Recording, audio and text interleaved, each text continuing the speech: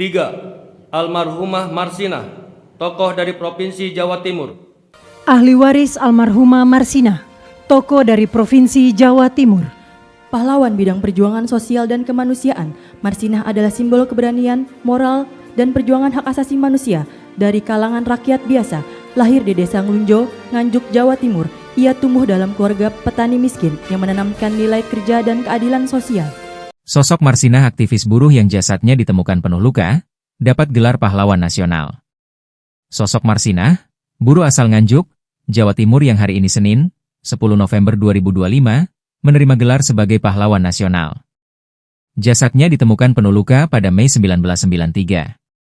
Presiden Prabowo Subianto menganugerahkan gelar pahlawan nasional kepada Marsinah dalam upacara penganugerahan di Istana Negara, Jakarta. Total terdapat 10 tokoh yang mendapatkan gelar pahlawan nasional. 3.